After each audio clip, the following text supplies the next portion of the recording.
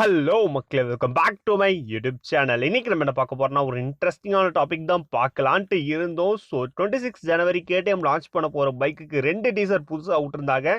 So நானும் அந்த video slow மோஷனில் போட்டு பார்த்தேன். 15 செகண்டை திருப்பி திருப்பி பார்த்தேன். சரி, ஒரு வின்ஷீல் ரைடிங் பொசிஷன்லாம் கிடச்சிருச்சு, ஒரு அட்வென்ச்சர் பைக்கு தான் முடிவு பண்ணிட்டு இன்னைக்கு பிரேக் டவுன் வீடியோவாக போட்டுடலான்ட்டு பார்த்தா மண்டை மேலே இருக்க கொண்டையே மறந்த மாதிரி வீடியோட எண்டை பார்க்க மறந்துட்டேன். ஸோ அவங்களே அஃபிஷியலாக அன்வேல் பண்ணிட்டாங்க அது ஒரு அட்வென்ச்சர் பைக்குன்னு சொல்லிட்டு. அந்த என்னடா வீடியோ போடலான்னு யோசிக்கும் போது நம்ம சப்ஸ்கிரைபர்ஸ் 2 பேர் வீடியோ கேட்டிருந்தாங்க, டியூக் 250 BS6 அந்த R3 V2 பற்றி சொல்லுங்கன்னு சொல்லிட்டு. ஸோ நார்மலாக இந்த பைக்கு இவ்வளோ பவர் ப்ரொடியூஸ் பண்ணுது அப்படின்னு சொல்லாமல், ஸோ நம்ம கொஞ்சம் ஹிடன் டீட்டெயில்ஸ், அதோட ஹிஸ்ட்ரி நம்ம கொஞ்சம் டிஃப்ரெண்ட்டாக சொல்லலாம்னு சொல்லிட்டு நிறைய விஷயத்தெல்லாம் நான் ரிசர்ச் பண்ணியிருக்கேன். எங்க கடை ஸ்பெஷல்மா. ஸோ எல்லாருக்கும் ஆன் ரோட் ப்ரைஸ் தெரியும், நம்ம ஆன் ரோட் பவர்.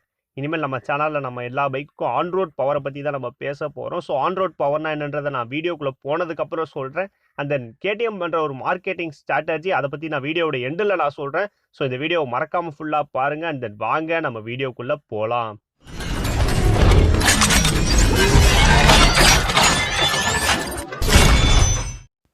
பைக்ஸை பற்றி டேட்டோட அப்டேட்ஸ் தெரிஞ்சுக்க நம்ம சேனலை மறக்காமல் சப்ஸ்கிரைப் பண்ணிடுங்க. அந்த கூட இருக்க பெல் ஐக்கானையும் மறக்காமல் கிளிக் பண்ணிவிடுங்க. ஃபர்ஸ்ட் கேடிஎம் டியூக் 250 பற்றி பார்ப்போம். ஸோ அதோட ஹிஸ்ட்ரி, அது ஏன் இந்தியாவில் லான்ச் ஆனிச்சுன்னு சொல்லிட்டு நம்ம ஒவ்வொன்றா பார்க்கலாம். So first history. So 2015 Tokyo motor ஷோவில் தான் ஃபஸ்ட்டு டியூக் 250 அன்வெயில் பண்ணுறாங்க. இந்தோனேஷியா இன்டர்நேஷனல் மோட்டோ ஷோ அதுலேயே அவங்க அன்வெயில் பண்ணுறாங்க. பட் அவங்க இந்தியாவில் அவங்க சேல் பண்ணுற மாதிரி ஐடியா இல்லை. நம்ம கேடிஎம் டியூக் 125 இன்டர்நேஷனல் வேரியன்ட் இருக்குல்ல, ஸோ டியூக் 390 மாதிரி லுக் இருக்கும்ல, அது வந்து இந்தியாவில் தான் மேனுஃபேக்சர் ஆகுது. பட் அவங்க இந்தியாவில் அதை செல் பண்ணல, ஃபாரினில் தான் செல் பண்ணுறாங்க. ஸோ அதே மாதிரி தான் டியூக் 250 ஃபஸ்ட்டு இருந்திருக்கு. கேடிஎம் வந்து பஜாஜோட டைப்பில் தான் இந்தியாவில் இருக்கும். ஸோ அதுபடி இந்த மோட்டர் சைக்கிள்லாம் மேனுஃபேக்சர் பண்ணுறது யாருன்னு பார்த்தா ஸோ பஜாஜ் தான். பஜாஜ் வந்து நிறைய வாட்டி கேடிஎம்கிட்ட கேட்டிருக்கு, இந்த 200cc NS வந்து நம்ம 250cc வச்சு ரிப்ளேஸ் பண்ணலான்னு சொல்லிட்டு. பட் கேடிஎம் அதுக்கு ஒத்துக்கவே இல்லை. கேடிஎம் வந்து இந்த 250cc வந்து இந்தியாவில் லான்ச் பண்ணுற ஐடியாலே இல்லை. லேட்டர் அவங்க மைண்ட் எப்படி சேஞ்ச் ஆச்சுன்னா, இந்த விஷயத்தை பொறுத்த வரைக்கும் நம்ம பெரிய தேங்க்ஸ் யாருக்கு சொல்லணும்னா காம்படிட்டர் கம்பெனிஸான ஹோண்டா அந்த பெனிலிக்கு தான் நம்ம பெரிய தேங்க்ஸ் சொல்லுவோம். ஏன்னா 250cc அப்போ இருந்த ஒரு கிங் பவர்ஃபுல் பைக் நம்ம என்னென்னு பார்த்துட்டோம்னா ஹோண்டா CBR 250 அந்த பெனிலி TNT 25 or 250 நம்ம என்ன வேணாலும் சொல்லலாம். ஸோ அந்த 2 பைக்ஸும் 250cc பயங்கர ஒரு பவர்ஃபுல் அந்த ஒரு கிங்காக இருந்துச்சுன்னே நம்ம சொல்லலாம். அந்த கேடிஎம் அவங்க மைண்ட் எப்படியோ மாறிடுச்சு. அண்ட் தென் ஃபைனலாக கேடிஎம் டியூக் 250 புது டிசைனோட இந்தியாவில் அவங்க லான்ச் பண்ணிட்டாங்க. அண்ட் தென் வீடியோட ஸ்டார்டிங்லேயே நான் சொல்லியிருந்தேன் ஆன் ரோட் பவர் பற்றி சொல்கிறேன்னு சொல்லிட்டு. ஸோ ஆன் ரோட் பவர் என்னன்னா, இங்கே எல்லாருமே மென்ஷன் பண்ணுறது என்னன்னா பைக் இன்ஜின் எவ்வளோ பவர் ப்ரொடியூஸ் பண்ணுதுன்னு தான் சொல்லிட்டு. இப்போ நம்ம டியூக் 250 எடுத்துக்கிட்டோம்னா அதுவே 30 bhp அந்த 24 Nm ஆஃப் டார்க் ப்ரொடியூஸ் பண்ணுது. அது பட் அது அப்படியே நமக்கு வீலுக்கு கிடைக்குதான்னு கேட்டால் இல்லை.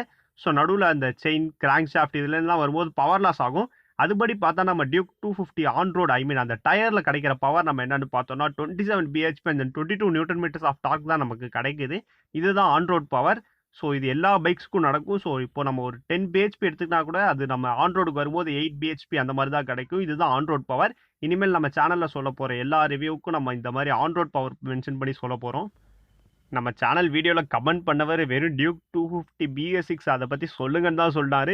பட் நம்ம டியூக் 250யோட ஹிஸ்ட்ரியை மொத்தமாக சொல்லிட்டோம். டியூக் 250 BS6ல அவங்க எல்இடி லைட்ஸ் அப்டேட் கொடுத்ததுக்கு 2 முக்கியமான விஷயம் என்னென்னா, ஒன்று டிஃப்ரென்ஸ் அண்ட் இன்னொன்று marketing. So difference Duke 200 and 250க்கு ஒரு வித்தியாசம் இருக்கணும். நீங்கள் ஃபஸ்ட் இருந்த இதை பார்த்தா தெரியும்னு நினைக்கிறேன். டியூக் 200க்கும் 250க்கும் பாடி டிஃப்ரென்ஸ் இருக்கும். பட் இப்போ அதையும் சேஞ்ச் பண்ணிட்டாங்க. அந்த ரெண்டாவது மார்க்கெட்டிங். ஸோ இந்த மாதிரி 200 அண்ட் 250 ரெண்டுமே இருந்துச்சுன்னா நிறைய பேர் 200 தான் ப்ரிஃபர் பண்ணுவாங்க, 250 யாரும் வாங்க மாட்டாங்க. ஒரு சின்ன டிஃப்ரென்ஸ் இருக்கணும்னு சொல்லிட்டு தான் அவங்க எல்இடி ஹெட்லைட்ஸ் அப்டேட் அவங்க கொடுத்தாங்க. அந்த டியூக் 200க்கும் 250க்கும் வேற நல்ல சேஞ்சஸ் இருக்குன்னு பார்த்தா ஸோ ஹேண்டில் பாரில் லைட்டாக அவங்க சேஞ்சஸ் பண்ணியிருந்தாங்க. ஸோ டியூக் 200ஓட ஹேண்டில் பார் பார்த்தீங்கன்னா கொஞ்சம் சின்னதாக இருக்கும். பட் 250யோட ஹேண்டில் பார் கொஞ்சம் வைடாக இருக்குன்னே சொல்லலாம். அந்த கேடிஎம் பண்ணுற மார்க்கெட்டிங் ஸ்ட்ராட்டஜியை பற்றி சொல்கிறேன்னு சொல்லியிருந்தேன். ஸோ அவங்க பண்ணுற மார்க்கெட்டிங் ஸ்ட்ராட்டஜி என்னன்னா high low pricing. So base வேரியண்ட்டெல்லாம் அவங்க ப்ரைஸ் ஹைக் பண்ணியிருப்பாங்க. அந்த டாப் வேரியண்ட்டெல்லாம் அவங்க ப்ரைஸ் குறைச்சி வச்சிருப்பாங்க. நீங்கள் டியூக் 200 பார்த்தா தெரியும்னு நினைக்கிறேன். ஒரு 200cc எக்ஸ்பென்சிவான பைக்னே நம்ம சொல்லலாம். ஸோ 250 அப்படி சொல்லலாம். பட் நம்ம 390 அப்படி சொல்ல முடியாது. ஏன்னா 300 to 400cc கேட்டகரியில் டியூக் 390 தான் ஒரு ஒர்த் ஃபார் மணினே சொல்லலாம். இதோட காம்படிட்டர்ஸான Yamaha R3 Ninja 300லாம் பார்த்தோன்னா அது 3.5 to 4 lakhs கிட்ட ரவுண்டாக வந்துடுது. ஸோ நம்ம டியூக் 250யோட ஹிஸ்ட்ரியை பேசுறதுக்கே ரொம்ப நேரம் ஆச்சு. நம்ம R3 பற்றி வேற பேசணும். ஸோ R3 டப்புன்னு நம்ம ஷார்ப்பாக பேசி முடிச்சிடலாம். ஸோ Yamahaவோட R சீரிஸ், இந்த ரேசிங் சீரிஸோட ஒரு குட்டி பீஸ்ட்னே நம்ம சொல்லலாம் இந்த R3. இது ஒரு இன்லைன் 2 சிலிண்டர் பைக். இது ப்ரொடியூஸ் பண்ணுற பவர் அந்த ஆன் ரோட் பவரை பற்றி நம்ம பார்க்கலாம். ஸோ ஃபர்ஸ்ட் இன்ஜின் ப்ரொடியூஸ் பண்ணுற பவர் நம்ம பார்த்தோம்னா 42 bhp அந்த 28 Nm ஆஃப் டார்க் ப்ரொடியூஸ் பண்ணுது. இதுவே நம்ம ஆன் ரோட் பவர் எவ்வளோன்னு பார்த்தோம்னா 36 BHP and then 26 newton meters of torque produce பண்ணுது இந்த பைக்கு. அந்த இந்த பைக் 2015 தான் லான்ச் பண்ணாங்க. இது லான்ச் பண்ணுறதுக்கு ஒரு முக்கியமான ரீசன் நம்ம நிஞ்சா 300 தான் சொல்லும். ஏன்னா நிஞ்சா 300 2012 ப்ரெசென்ட் ஆயிருக்கு. ஸோ 300 சிசியில் ட்வின் சிலிண்டர் வச்ச பைக்னா ஃபர்ஸ்ட் நிஞ்சா 300 தான். அதுக்கு காம்படிஷன் கொடுக்க தான் யமகாவோட நிஞ்சா R3 அவங்க லான்ச் பண்ணாங்க. பட் இந்த பைக்கை அவர் டிஸ்கண்டினியூ பண்ணிட்டாங்க. அது என்ன ரீசன் சொல்றதுக்கு நம்ம தலைவர் ஸ்டைலில் சொல்லலான்னு சொல்லிட்டு ஒரு வீடியோ நான் ப்ளே பண்ணுறேன். ஸோ அந்த வீடியோ நீங்கள் பார்த்தாலே தெரியும் இந்த பைக்கை ஏன் டிஸ்கண்டினியூ பண்ணிட்டாங்கன்னு சொல்லிட்டு.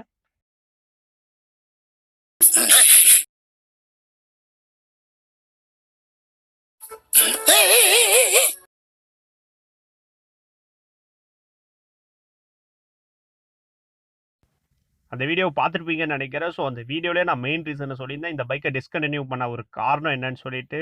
ஸோ யமகாவோட இன்ஜின் 300 சிசி நல்ல டாப் அண்ட் போகக்கூடிய பைக், ஒரு powerful bike, beginner bike. But இதை டிஸ்கண்டினியூ பண்ணதுக்கு ஒரே ஒரு மெயின் ரீசன் என்னன்னா ஓவர் ப்ரைஸிங். ஸோ அந்த நான் ஃபஸ்ட்டே இந்த வீடியோவில் சொல்லியிருந்தேன் இந்த மாதிரி 300 to 400 சிசியில் ஒர்த் ஃபார் மணி நம்ம டியூக் 390 இந்த மாதிரி நிறையா பைக்ஸ் இருக்குன்னு சொல்லிட்டு. ஸோ இந்த மாதிரி நிறையா பேர் Yamaha R3 விட்டுட்டு டியூக் 390 அந்த 300 சிசியில் இருக்க மற்ற பைக்ஸை வாங்கினதுனால அந்த அளவுக்கு போதிய சேல்ஸ் இல்லாததுனால இந்த பைக் அவங்க டிஸ்கண்டினியூ பண்ணிட்டாங்க. அந்த அவ்வளோதான் guys, நம்ம வீடியோட எண்டுக்கு நம்ம வந்தாச்சு. ஸோ இந்த வீடியோ உங்களுக்கு பிடிச்சிருக்குன்னு நினைக்கிறேன். பிடிச்சிருந்துச்சுன்னா மறக்காம லைக் பண்ணிடுங்க. அந்த நம்ம சேனலை மறக்காம சப்ஸ்கிரைப் பண்ணிடுங்க. உங்களுக்கு எதுவும் டவுட் இருந்துச்சுன்னா கீழே கமெண்ட்ல சொல்லுங்க. இல்லை நான் காண்டாக்ட் பண்ணணும்னு நினச்சிங்கன்னா என்னோட இன்ஸ்டாகிராம் ஐடி கீழே டிஸ்கிரிப்ஷனில் தான் இருக்கு. அந்த இன்னொரு வீடியோவில் உங்களை சந்திக்கிறேன். அதுவரை டாடா, பை பை.